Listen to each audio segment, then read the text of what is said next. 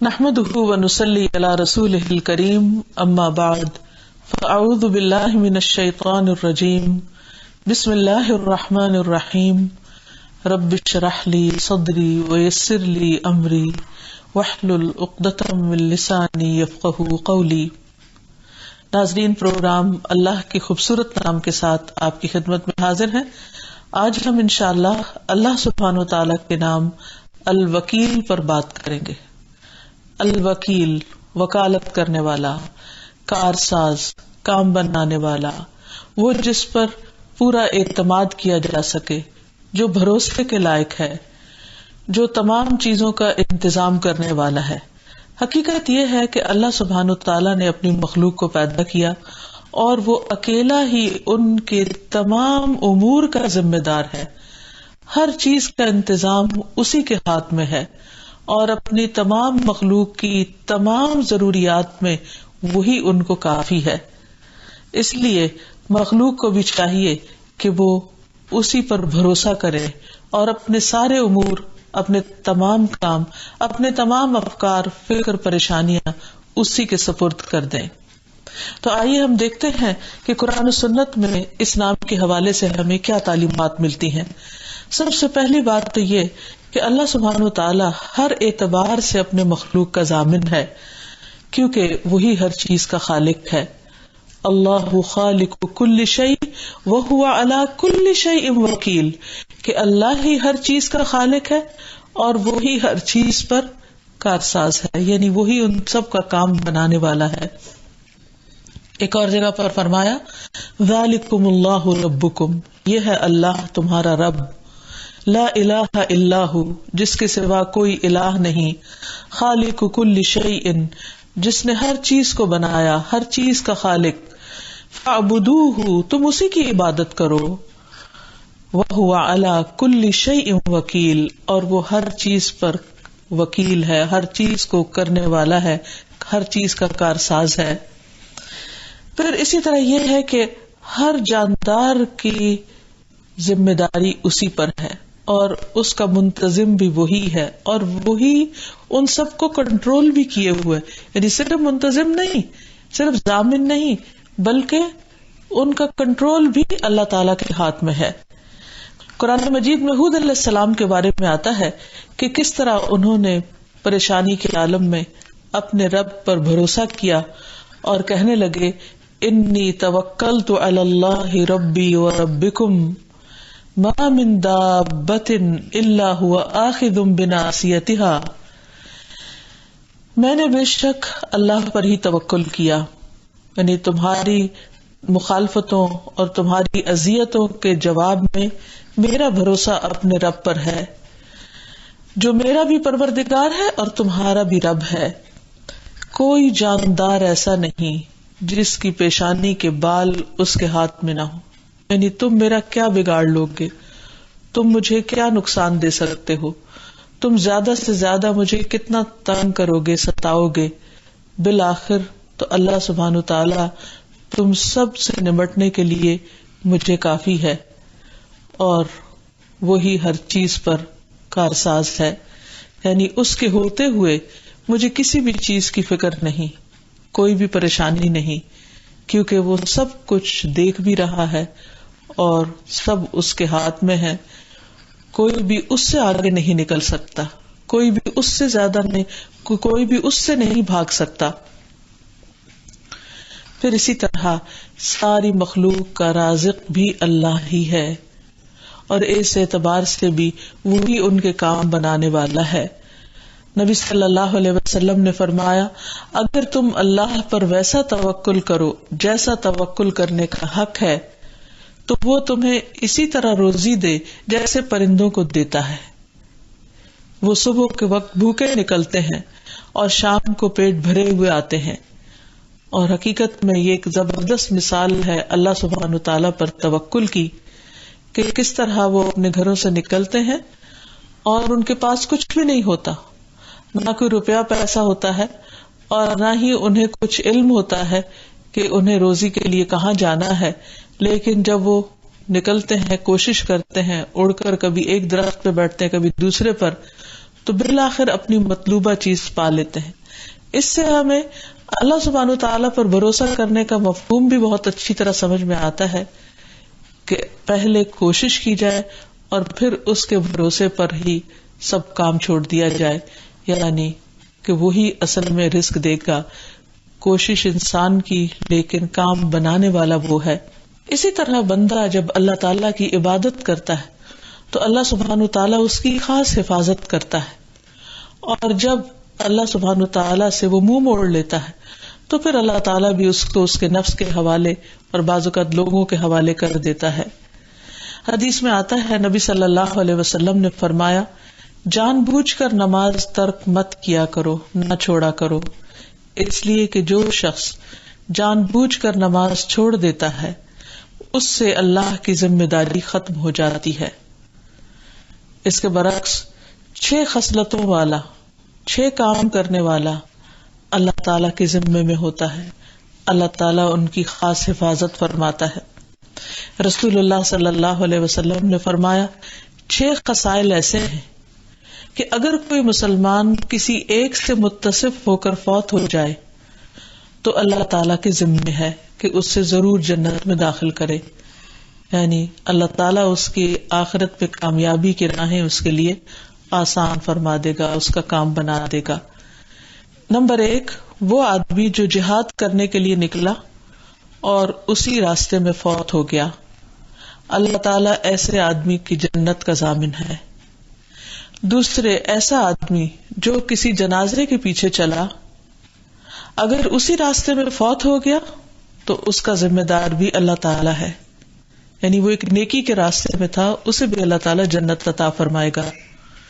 تیسرے، وہ آدمی جو کسی بیمار کی تیمارداری کرنے کے لیے گیا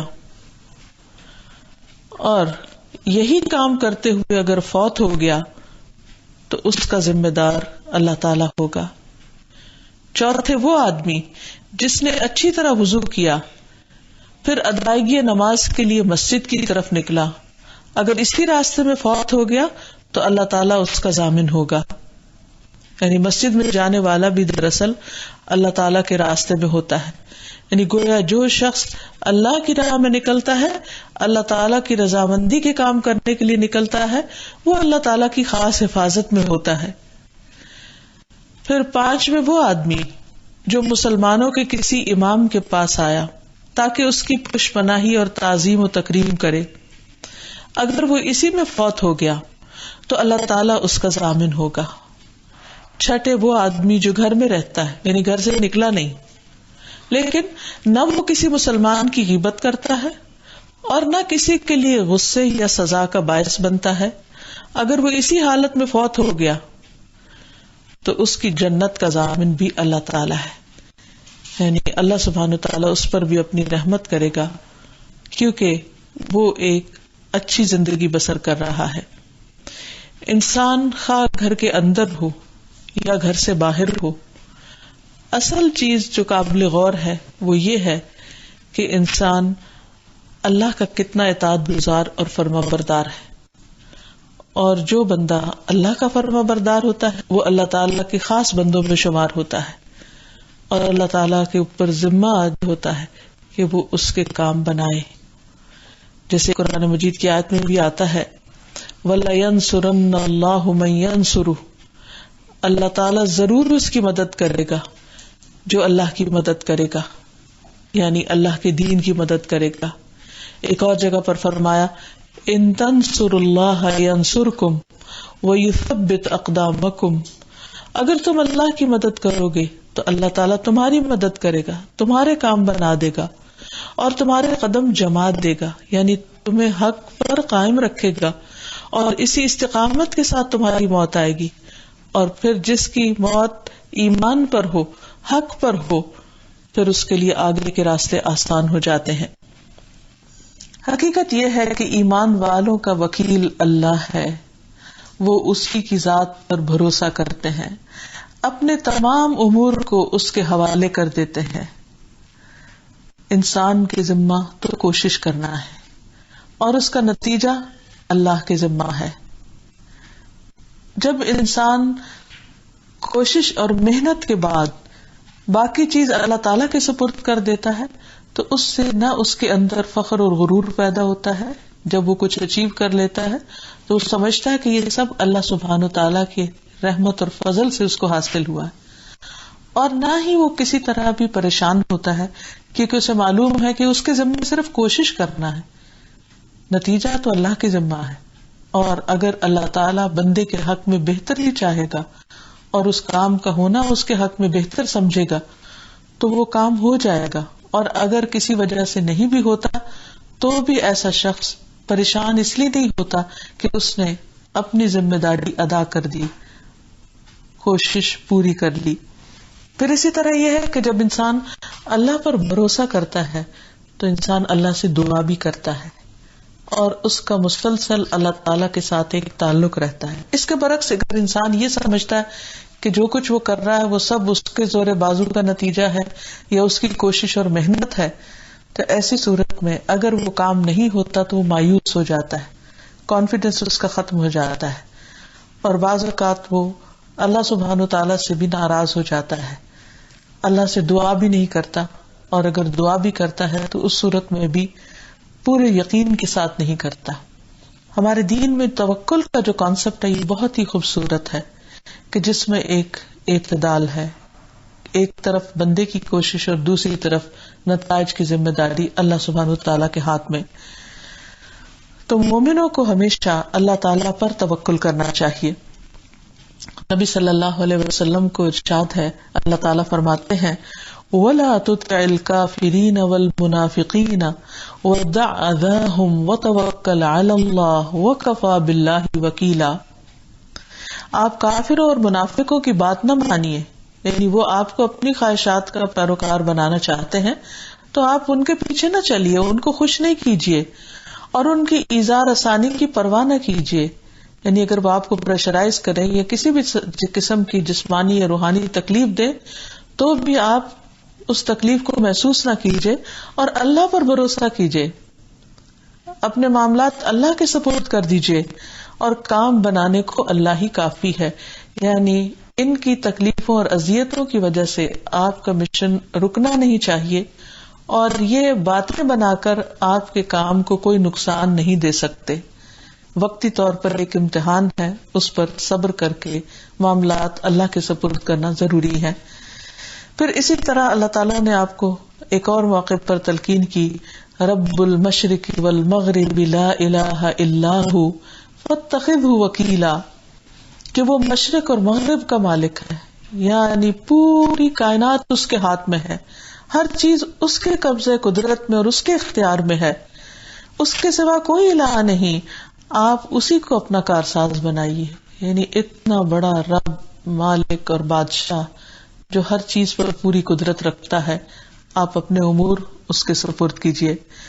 ایک اور جگہ پر فرمایا فَتَوَكَّلْ عَلَى اللَّهِ إِنَّكَ عَلَى الْحَقِّ الْمُبِينِ, بس اللہ پر بھروسہ کیجیے, یقیناً آپ واضح حق پر ہیں. یعنی آپ کا حق پر ہونا کوئی چھپی ہوئی بات نہیں ہے, آپ جو کچھ کر رہے ہیں بالکل درست کر رہے ہیں.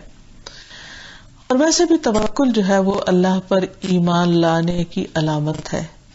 یعنی انسان اپنے ایمان کی تصدیق کس طرح کر سکتا ہے کہ واقعی وہ اللہ کو مانتا ہے. ایک تو یہ کہ انسان کوئی کام کر کے یہ سمجھے کہ جو کچھ کیا سب میں نے کیا, میری محنت ہے, میری کوشش ہے, میری ساری ایفرٹ لگی ہے. اور دوسرے یہ ہے کہ محنت میں نے کی ہے لیکن اس کا پھل اللہ نے مجھے دیا ہے, اللہ کے فضل اور اللہ کی تائید اور اللہ کی مشیت کے ساتھ یہ سب کچھ ہوا ہے. کیونکہ اللہ تعالیٰ قرآن مجید میں فرماتے ہیں وَمَا تَشَاءُونَ إِلَّا أَن يَشَاءَ اللَّهُ رَبُّ الْعَالَمِينَ, کہ کوئی کام نہیں ہوتا صرف تمہارے چاہنے سے جب تک کہ اللہ سبحانہ وتعالیٰ نہ چاہے. اور یہ ایک حقیقت ہے. تو جب ایک انسان اس حقیقت کو مان لیتا ہے تو دراصل اللہ تعالیٰ پر ایمان لانے کا ثبوت بھی دیتا ہے.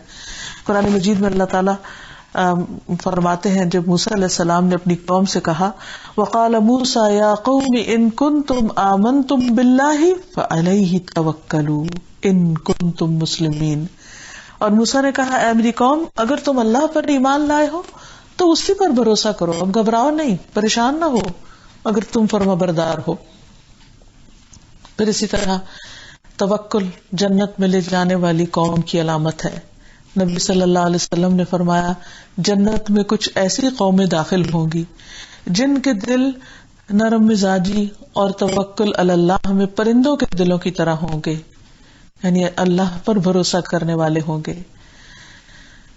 پھر انسان کو یہ بھی یقین ہونا چاہیے کہ ہر قسم کا نفع اور نقصان اللہ کے ہاتھ میں ہے، اور اللہ تعالیٰ اپنے بندے کو جو بھی عطا کرتا ہے وہ اس کی حکمت پر مبنی ہوتا ہے، اور وہی چیز بندے کے حق میں فائدہ مند ہوتی ہے۔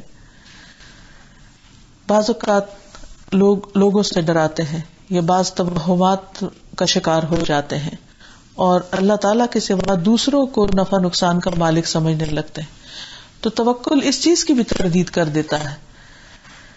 قرآن مجید میں آتا ہے ان ارادنی اللہ بدر هل ہن کاشفات ضرہ او ارادنی برحمت هل ہن ممسکات رحمتہ قل حسبی اللہ علیہ یتوکل المتوکلون۔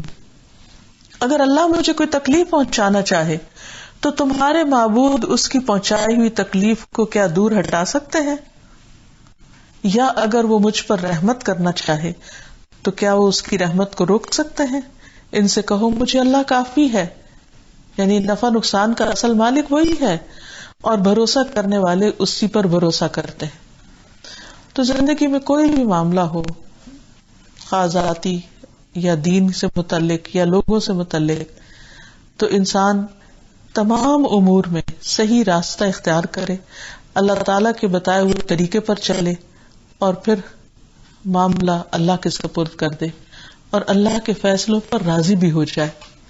کیونکہ جب ہم یہ کہتے ہیں نا رضیت باللہ ربا، کہ میں اللہ کے رب ہونے پہ راضی ہوں، تو اس کا مطلب یہ ہے کہ اللہ تعالیٰ کا جو بھی فیصلہ ہے میرے حق میں اس پر بھی میں راضی ہوں اور میں مطمئن ہوں۔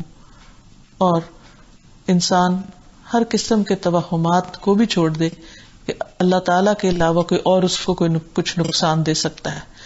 کوئی بھی فائدہ یا نقصان کسی انسان کی طرف سے یا کسی سبب سے انسان کو جب ہی ہوتا ہے جب اصل میں اللہ سبحانہ وتعالیٰ اس کا اذن دیتا ہے۔ اللہ تعالیٰ نے نبی صلی اللہ علیہ وسلم کا نام بھی المتوکل رکھا۔ تورات میں آتا ہے کہ اللہ تعالیٰ نے فرمایا اے نبی بے شک ہم نے آپ کو گواہی دینے والا، بشارت دینے والا، امی عربوں کی حفاظت کرنے والا بنا کر بھیجا۔ آپ میرے بندے ہیں اور میرے رسول ہیں، میں نے آپ کا نام متوکل رکھا ہے۔ تو اس سے یہ پتہ چلتا ہے کہ یہ اتنی خوبصورت صفت ہے کہ جس کو اللہ تعالیٰ نے اپنے نبی صلی اللہ علیہ وسلم کے لیے پسند فرمایا۔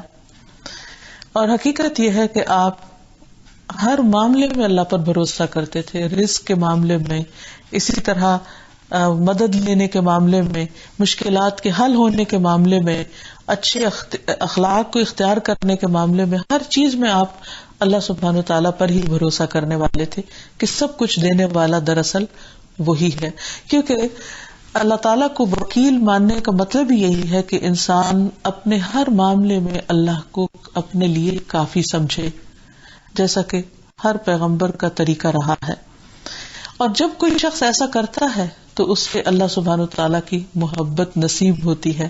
قرآن مجید میں اللہ تعالیٰ فرماتے ہیں ان اللہ یحب المتوکلین، بے شک اللہ تعالیٰ توکل کرنے والوں سے محبت رکھتا ہے، یعنی جو اللہ پر بھروسہ کرتے ہیں، اللہ تعالیٰ کے ساتھ ایک تعلق قائم کرتے ہیں اور اسی کو اپنا سب کچھ سمجھتے ہیں، ایسے لوگ اللہ کے محبوب بن جاتے ہیں اور ایسے لوگوں کو پھر اللہ کافی ہو جاتا ہے، کیونکہ اللہ تعالیٰ خود وعدہ فرماتے ہیں وَتَوَكَّلْ عَلَى اللَّهِ وَكَفَى بِاللَّهِ وَكِيلًا، اللہ پہ بھروسہ کرو اور اللہ کام بنانے کے لیے کافی ہے۔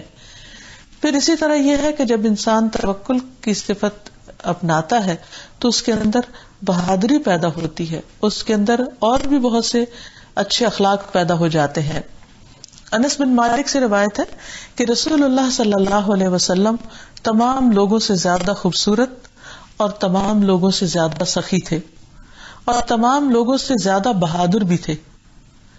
ایک رات مدینہ منورہ والے گھبرا گئے اور جس طرف سے آواز آ رہی تھی لوگ اس طرف چل پڑے، تو آپ صلی اللہ علیہ وسلم ان لوگوں کو واپس آتے ہوئے ملے، یعنی آپ اس سے پہلے چکر لگا کے آ رہے تھے اور آپ اس آواز کی طرف سب سے پہلے تشریف لے گئے، یعنی جس سے لوگ ڈر گئے تھے۔ آپ ابو طلحہ کے گھوڑے پر سوار تھے جس کی پیٹھ ننگی تھی، آپ کی گردن میں تلوار تھی اور فرما رہے تھے مت گھبراؤ مت گھبراؤ، یعنی آپ خود سب سے پہلے اس خطرے کو دیکھنے بھانپنے کے لیے گئے تھے کہ یہ کس قسم کی آواز ہے اور یہ سب کیا ہو رہا ہے، اور اس خطرے کو دیکھنے کے لیے آپ کا نکلنا دراصل آپ کے توکل کرنے کی علامت تھی۔ پھر اسی طرح جو لوگ اللہ پر توکل کرتے ہیں وہ شیطان کے شر اور ہتھ کنڈوں سے بھی محفوظ رہتے ہیں، اور ایسے لوگوں پر شیطان کا کچھ بھی زور نہیں چلتا۔ اللہ تعالیٰ فرماتے ہیں انہ لیس لہ سلطان علی الذین آمنوا وعلی ربہم یتوکلون، اس کا ان لوگوں پر کوئی بس نہیں چلتا جو اپنے رب پر ایمان لائے اور اپنے رب پر بھروسہ کرتے ہیں، کیونکہ جب ایک انسان اللہ پر اعتماد کر لیتا ہے تو پھر اللہ کا ہر فیصلہ قبول کرنا آسان ہو جاتا ہے۔ ایسے میں اگر وہ فیصلہ مرضی کے خلاف بھی ہو تو انسان کا دل چھوٹا نہیں ہوتا اور وہاں شیطان کو کام کرنے کا موقع نہیں ملتا، کیونکہ انسان یہ سمجھتا ہے کہ میرے رب کا جو بھی فیصلہ میرے حق میں ہے وہ اچھا ہی ہے، کیونکہ رب اپنے بندوں پر ظلم نہیں کرتا۔ اور اس طرح انسان کے اندر سے وہم اور بدشگونی وغیرہ بھی چلی جاتی ہے جو کہ شیطان کے طریقہ کار ہے انسان کو شرک میں مبتلا کرنے کے لیے۔ عبداللہ بن مسعود کہتے ہیں کہ رسول اللہ صلی اللہ علیہ وسلم نے فرمایا نحوست پکڑنا شرک ہے، یعنی وہم کا شکار ہونا یا کسی چیز کو اپنے لیے منحوس سمجھنا، اور نہیں ہے ہم میں سے کوئی مگر اس کو یہ وہم ہو جاتا ہے، لیکن اللہ تعالیٰ توکل کے ذریعے اس چیز کو ختم کر دیتا ہے۔ یعنی ہر ایک کے دل میں شیطان وسوسہ ضرور ڈالتا ہے کہ اس کھانے کی وجہ سے یا اس انسان کی وجہ سے یا فلاں چیز کی وجہ سے تمہیں کوئی نقصان ہو جائے گا، فلاں کی نظر لگ جائے گی یا کوئی اور چیز اس کے دل میں کھٹک جاتی ہے۔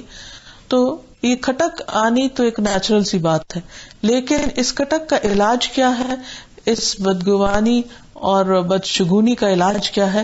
اللہ سبحانہ وتعالیٰ پر بھروسہ کہ میرا رب میرے لیے کافی ہے اور اس کے نام سے کوئی بھی چیز مجھے نقصان نہیں دے سکتی۔ اسی لیے جو لوگ اللہ پر توکل کرتے ہیں اور اللہ سبحانہ وتعالیٰ کو اپنا کارساز سمجھتے ہیں وہ ہر قسم کے شر سے اپنے آپ کو اللہ کے اذن سے محفوظ رکھتے ہیں، اللہ ہی کا نام لے کر۔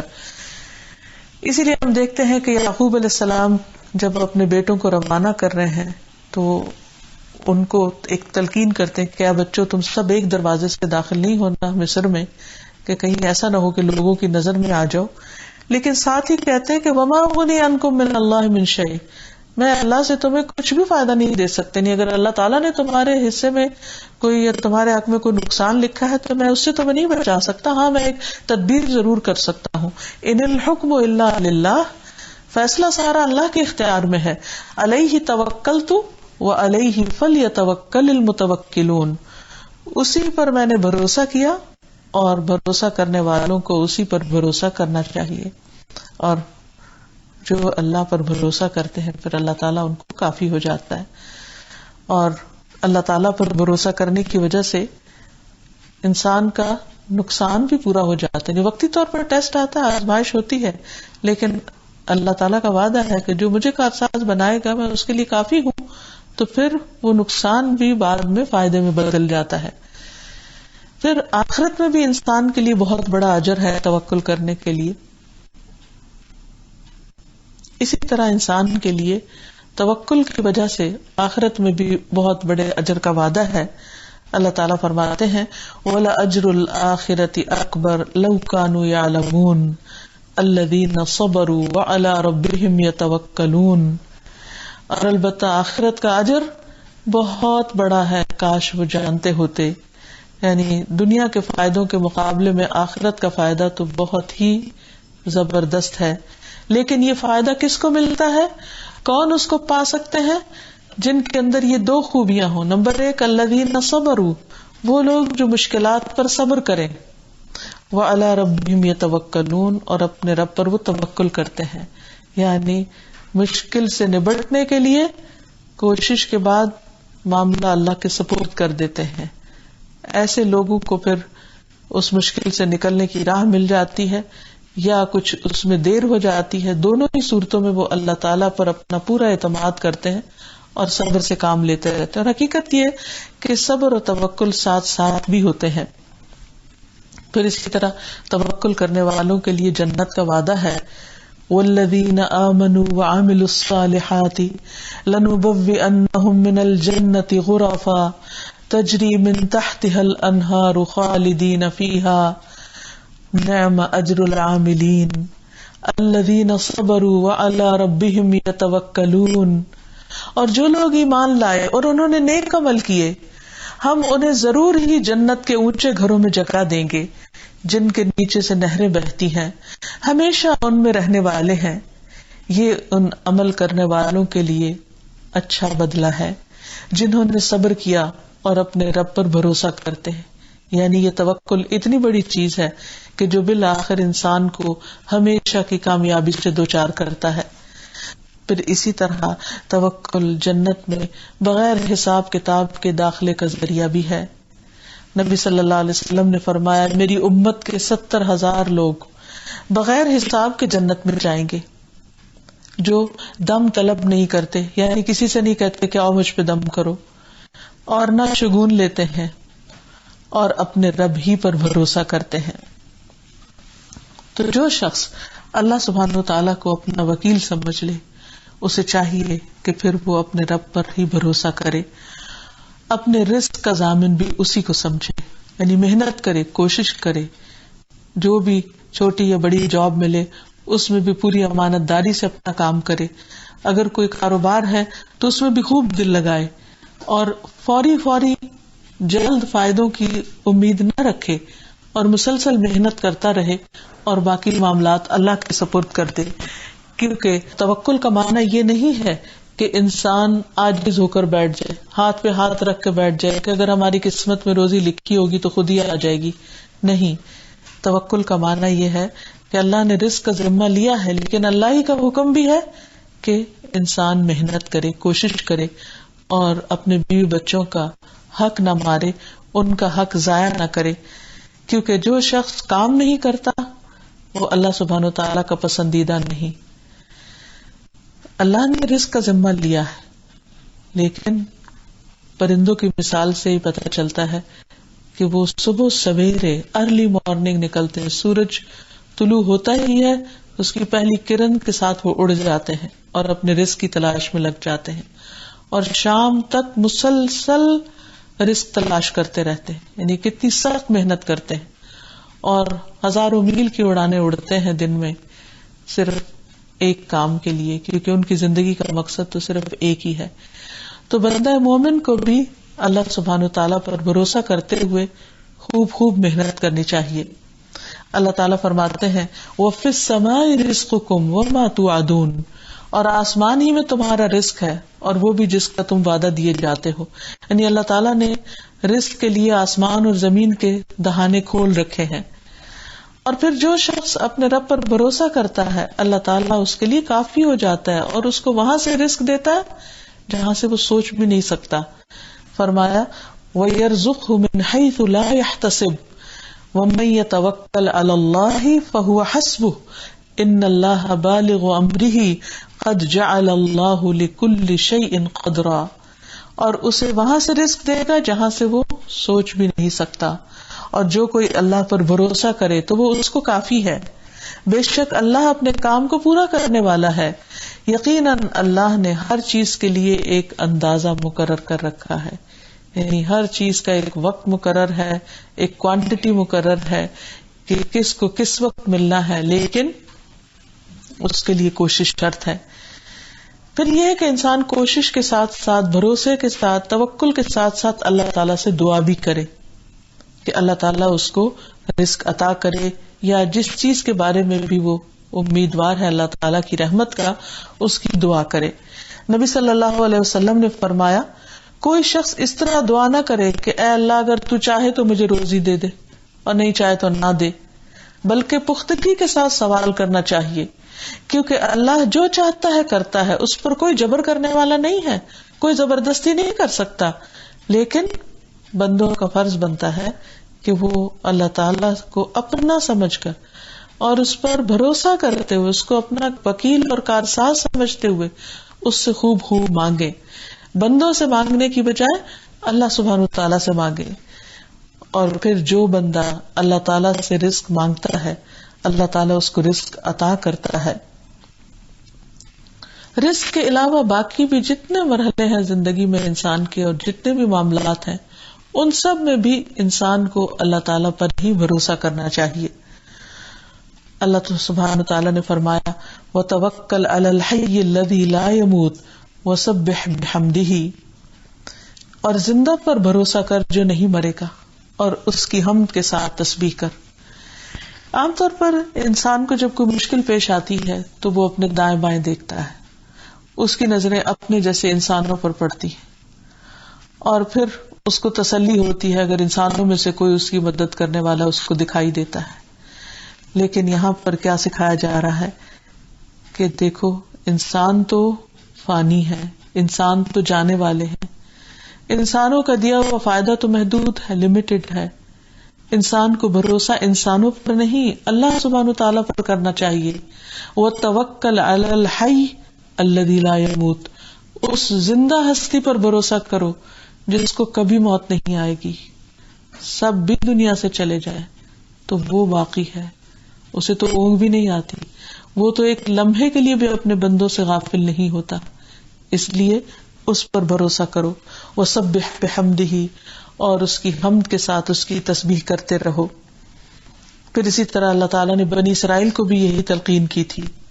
فرمایا وَآتَيْنَا مُوسَى الْكِتَابَ وَجَعَلْنَاهُ هُدًى لِبَنِي إِسْرَائِيلَ أَلَّا تَتَّخِذُوا مِن دُونِي وَكِيلًا، اور ہم نے موسیٰ علیہ السلام کو کتاب دی اور اسے بنی اسرائیل کے لیے ہدایت بنایا کہ تم میرے سوا کوئی اور کارساز نہیں پکڑو گے. یعنی ان کی کتاب میں جو ان کے لیے واضح تعلیم تھی وہ کیا کہ اللہ ہی پر بھروسہ کرو. اب دیکھنا یہ ہے کہ کن کن چیزوں پر اللہ تعالیٰ پر بھروسہ کیا جا سکتا ہے رزق کے علاوہ، عمومی طور پر بھروسے کے علاوہ. نمبر 1، جب انسان کسی بھی کام کا ارادہ کرے، کسی چیز کا پکا عزم کر لے تو اس کام کو کرے بھی اور پھر بھروسہ بھی کرے. جیسے نبی صلی اللہ علیہ وسلم کو بتایا گیا کہ فَإِذَا عَزَمْتَ فَتَوَكَّلْ عَلَى اللَّهِ، جب آپ کسی چیز کا عزم کر لیں، فیصلہ کر لیں تو پھر اللہ پر بھروسہ کریں. یعنی سٹیپس کیا ہے کہ سب سے پہلے نیت اور ارادہ سچا ہو، خالص ہو، کیونکہ اللہ تعالیٰ اپنے بندوں کے ساتھ ان کے گمان کے مطابق، جو بندہ اپنی نیت میں سچا ہوتا ہے اللہ تعالیٰ اس کے لیے عمل کے راستے آسان کر دیتا ہے. دوسری بات یہ کہ نیت سے مراد پکا ارادہ، عزم، اور پھر اس کے لیے کوشش اور پھر اس کے لیے دعا. پھر اسی طرح جب شیطان انسان کے اندر وسوسے ڈالے اور اس کے لیے چیزوں کو مشکل بنا کر پیش کرے اور اس کی ہمت توڑے، اس وقت بھی انسان کم ہمتی کا ثبوت نہ دے بلکہ اللہ پر بھروسہ رکھے کہ میرے ساتھ میرا رب ہے اور اس پر بھروسہ کرتے ہوئے میرے لیے ہر مشکل آسان ہو جائے گی. اللہ تعالیٰ فرماتے ہیں انما النجوى من الشیطان لیحزن الذین آمنوا وليس بضارهم شیئا الا باذن اللہ وعلی اللہ فلیتوکل المؤمنون. یہ سرگوشی تو شیطان ہی کی طرف سے ہے. یعنی جب لوگوں کو انسان وسپر کرتے دیکھتا ہے تو سمجھتا ہے شاید یہ میرے خلاف کوئی بات کر رہے ہیں، تاکہ وہ ان لوگوں کو غم میں مبتلا کرے جو ایمان لائے، حالانکہ وہ اللہ کے حکم کے بغیر انہیں ہرگز کوئی نقصان پہنچانے والا نہیں، اور اللہ ہی پر پس لازم ہے کہ مومن بھروسہ کریں. یعنی انسان جب اپنے ماحول کے اندر دل توڑنے والے، دل شکن حالات دیکھے، لوگوں کے رویے ایسے دیکھے کہ جہاں سے کوئی سپورٹ انسان کو نہ ملے، بلکہ اس بات کا احساس ہونے لگے کہ شاید یہ لوگ نقصان پہنچائیں گے اور وہ کوششیں بھی کریں، تو بھی انسان کو ہمت نہیں ہارنی چاہیے، اللہ پر بھروسہ رکھنا چاہیے. پھر اسی طرح بدشگونی کا علاج بھی انسان اللہ پر توکل کر کے کرے. رسول اللہ صلی اللہ علیہ وسلم نے فرمایا جب تمہیں کسی کے بارے میں برا گمان ہو جائے تو اس کی چھان بین نہ کرو، اور جب تمہیں کسی سے حسد ہو تو ظلم مت کرو. یعنی حسد ہونے لگے تو پھر ظلم نہ کرو، یعنی کہ وہ دل میں اگر ایک برا خیال آ گیا کسی کے بارے میں تو الگ بات ہے، لیکن اس پر ایکشن نہ ہو. اور جب تم کو اپنے کسی کام کے بارے میں بدشگونی ہو جائے تو اس کام کو جاری رکھو اور اللہ پر بھروسہ کرو. یہ نہ سوچو کہ نہیں اب تو یہ نظر ہی لگ گئی، اب تو یہ سب کو پتہ چل گیا، اب تو یہ اپنے انجام کو نہیں پہنچے گا. نہیں، اللہ پر بھروسہ کر کے انسان چلتا چلا جائے. پھر اسی طرح اگر انسان واضح علامات بھی دیکھے کہ لوگ اس کو نقصان دینے کی کوشش کر رہے ہیں تو بھی وہ اللہ کا سہارا پکڑے اور کہے کہ میرے ساتھ میرا رب ہے، کسی کی سازشیں اور چالیں مجھے نقصان نہیں دے سکتی. فرمایا قل لن یصیبنا الا ما کتب اللہ لنا، کہہ دیجئے ہمیں ہرگز کوئی نقصان نہیں پہنچے گا مگر وہی جو اللہ نے ہمارے لیے لکھ دیا. ہوا مولانا، وہی ہمارا مولا ہے، وہی کارساز ہے. وعلی اللہ فلیتوکل المؤمنون، اور اللہ پر مومنوں کو بھروسہ کرنا چاہیے.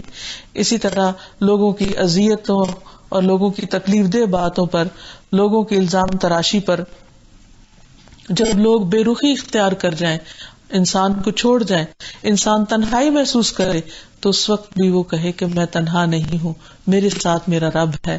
حسبی اللہ و نعم الوکیل. نبی صلی اللہ علیہ وسلم کو تسلی دی گئی.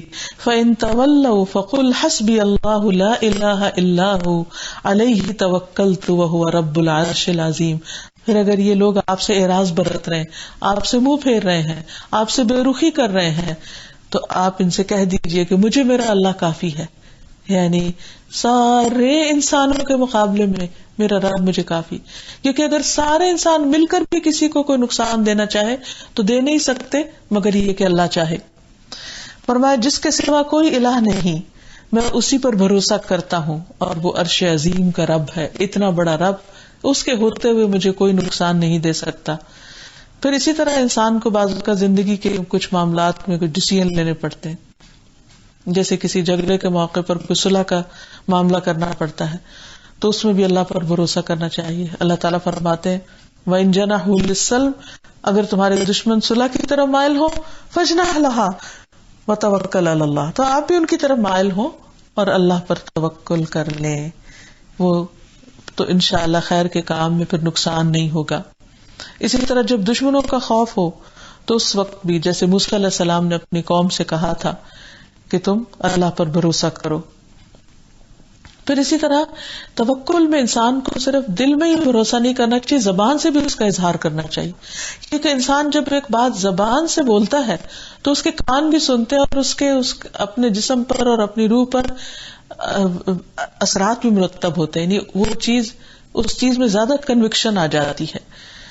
پھر اسی طرح یہ ہے کہ نبی صلی اللہ علیہ وسلم نے دجال کے مقابلے میں بھی اللہ پر بھروسہ کرنے کو کہا. رسول اللہ صلی اللہ علیہ وسلم نے فرمایا تمہارے بعد ایک گمراہ کن کذاب آئے گا جس کے سر میں پیچھے سے شکنیں بنی ہوئی ہوں گی، اور بے شک وہ یہ دعویٰ کرے گا کہ میں تمہارا رب ہوں. سو جو شخص یہ کہہ دے کہ تو ہمارا رب نہیں ہے، ہمارا رب تو اللہ ہے، ہم اسی پر توکل کرتے ہیں اور رجوع کرتے ہیں اور ہم تیرے شر سے اللہ کی پناہ میں آتے ہیں، تو دجال کو اس پر تسلط حاصل نہیں ہوگا. یعنی جو لوگ اللہ پر بھروسہ کریں گے دجال ان کو نقصان نہیں دے سکے گا. اور پھر یہ یاد رہے کہ توکل کے بھی درجات ہیں اور اس کے کچھ مراحل ہوتے ہیں، اور ان میں سے سب سے پہلا مرحلہ ہے اللہ کی طرف توجہ کرنا، یعنی ہر حال میں اللہ کی طرف رجوع کرنا، لوٹنا. یعنی انسان کو کوئی بھی چیز پیش آئے تو فوراً اس کا دھیان اللہ کی طرف جائے. نمبر 2 اسباب اختیار کرنا، یعنی اللہ کی طرف دھیان جا کر مدد مانگ کر فوراً کوشش شروع کر دے، کیونکہ کوشش جو ہے وہ توکل کے منافی نہیں. ایک شخص نبی صلی اللہ علیہ وسلم کے پاس آیا اور اس نے پوچھا کہ کیا میں اونٹ باندھ کر توکل کروں یا بغیر باندھے اللہ پہ بھروسہ کروں؟ تو آپ نے فرمایا اعقل و توکل، کہ پہلے تم اونٹ باندھو اور پھر توکل کرو. اور پھر یہ کہ اسباب اختیار کرنے کی ترغیب بھی دی جائے. جیسے یمن کے لوگ جب حج پر آتے تھے تو زاد راہ نہیں لاتے تھے، تو قرآن مجید میں حکم نازل ہوا وَتَزَوَّدُوا فَإِنَّ خَيْرَ الزَّادِ التَّقْوَىٰ، کہ زاد راہ لے کے چلو، یعنی حج پہ جا رہے ہو تو اپنا سامان سفر ساتھ لو، کیونکہ یہ تقویٰ کے زیادہ قریب بات ہے. کیونکہ یمن کے لوگ یہ کہتے تھے بس اللہ کے راستے میں اللہ خود ہی رزق دے گا، تو اس پر کہا گیا کہ نہیں، پہلے کوشش کرو، باقی پھر اللہ کے اوپر بھروسہ کرو. پھر اسی طرح یہ کہ انسان تقدیر پر راضی رہے اور اللہ تعالیٰ کی فرما برداری کرتا رہے. بعض اوقات انسان اللہ سے مدد بھی مانگتا ہے, بھروسہ بھی کرتا ہے, لیکن حالات کچھ اور ہو جاتے ہیں جو وہ نہیں چاہتا. تو ایسے میں بھی انسان کو تسلی رکھنی چاہیے کہ اللہ تعالیٰ کے ہر فیصلے میں بھلائی ہے. پھر اسی طرح انسان کو آزمائش میں سکون مل جاتا ہے جب وہ اللہ تعالیٰ کو اپنے لیے کافی سمجھتا ہے.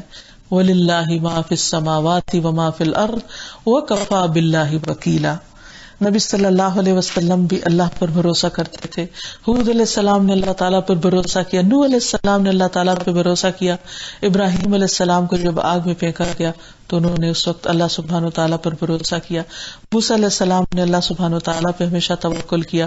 آل فرعون کا مومن بندہ بھی اللہ پر توکل کرتا ہے. حضرت حاجرہ علیہ السلام جو ہے, جب ان کو مکہ کی بے آب ہو گیا, وادی میں چھوڑا گیا, تو اس وقت انہوں نے اللہ پر توکل کیا. موسیٰ نے موسیٰ علیہ السلام کے سلسلے میں ان کو دریا میں پھینک کر اللہ سبحانہ و تعالیٰ پر توکل کیا.